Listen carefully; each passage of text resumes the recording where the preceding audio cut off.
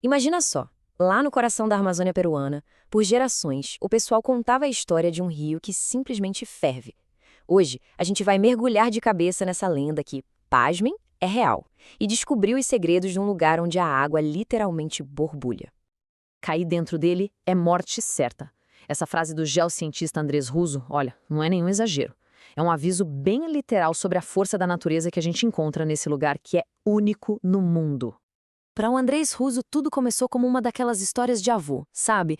Ele cresceu ouvindo essa lenda do tal rio que fervia no meio da selva. Anos mais tarde, já como cientista, ele decidiu ir atrás para ver se essa história tinha algum fundo de verdade. O nome que o povo local deu para o rio é Xanaitempisca. A tradução é algo como fervido pelo calor do sol. É um nome super poético, né? Mas a ciência ia acabar revelando que a verdadeira fonte de calor não vinha do céu, mas sim das profundezas da terra. E a lenda, bom, ela era verdade, completamente real. As medições confirmaram o que parecia impossível. A água chega a quase 100 graus Celsius. É quente o suficiente para causar queimaduras de terceiro grau em menos de um segundo. E aí vem a grande pergunta, o mistério científico. Como é que isso é possível? Normalmente, rios quentes assim estão ligados a vulcões, mas ali, no meio da Amazônia, a explicação é bem mais rara e, sinceramente, fascinante. A primeira suspeita, claro, seria um vulcão, mas o mais próximo está a mais de 700 quilômetros de distância. Então, não era isso. A resposta, na verdade, está no que a gente chama de gradiente geotérmico. Basicamente, o nosso planeta é quente por dentro. E esse rio é um exemplo raríssimo desse calor interno escapando para a superfície. Tudo por causa de uma geologia muito particular.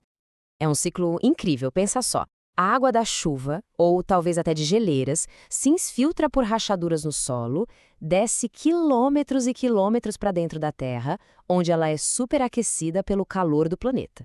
Depois, essa água quente sobe de volta por outras fissuras. É como se a própria Terra tivesse uma chaleira subterrânea gigante alimentando o rio. Ok, resolver esse quebra-cabeça geológico foi só o começo. Porque os cientistas logo perceberam que essa anomalia toda não era só uma curiosidade da natureza. Era, na verdade, um laboratório a céu aberto que podia dar pistas sobre uma das questões mais urgentes do nosso tempo.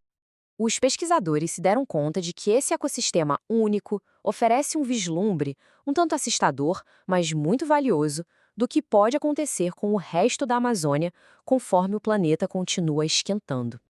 E o calor não está só na água, não. Nas margens do rio, a temperatura do ar pode chegar a uns sufocantes 45 graus. Os próprios pesquisadores falam que é como trabalhar dentro de uma sauna, um ambiente extremo para qualquer ser vivo. O contraste é gritante. A poucos metros de distância do rio, a gente vê aquela floresta densa, exuberante que todo mundo imagina quando pensa na Amazônia. Mas ali, na beira do rio, o cenário muda completamente. Um ambiente estressado pelo calor, mais seco e com bem menos diversidade de vida. A diferença é visível e bem alarmante. Esse calor constante afeta tudo. A vegetação é mais rala e até árvores gigantescas sofrem para sobreviver. E o mais irônico é que as plantas mostram sinais de estresse por calor, mesmo tendo água abundante ali nos pés, sabe? Isso acaba atrapalhando a capacidade delas de fazer fotossíntese. Mas no meio desse ambiente super hostil, existem sinais de adaptação. A suma-uma, por exemplo, uma árvore gigante, parece que se dá bem por ali. Talvez porque ela consegue guardar muita água no tronco para aguentar o calor. E isso dá pistas muito importantes sobre que tipo de espécie pode conseguir sobreviver num mundo mais quente. Agora vamos dar um passo para trás e olhar o quadro geral. O Rio Fervente é um microcosmo, um pequeno laboratório, mas ele está dentro da Bacia Amazônica, uma área imensa de quase 7 milhões de quilômetros quadrados. O que acontece ali, em pequena escala, pode ser um presságio para essa região que é vital para o planeta inteiro. Isso nos leva a um conceito fundamental, o chamado ponto de inflexão. Os cientistas temem que a combinação do aquecimento global com o desmatamento possa empurrar a floresta para um ponto sem volta, onde ela começaria a se transformar em outra coisa, um lugar mais seco, tipo uma savana, com consequências devastadoras. Essa citação aqui resume perfeitamente por que isso é importante para todo mundo. A Amazônia guarda uma quantidade absurda de carbono. Se a floresta morre, a maior parte desse carbono vai para a atmosfera, acelerando ainda mais as mudanças climáticas. O impacto não é local, é global. E assim, A gente volta ao rio. O que começou como uma lenda se tornou uma maravilha geológica e agora se revela como um presságio.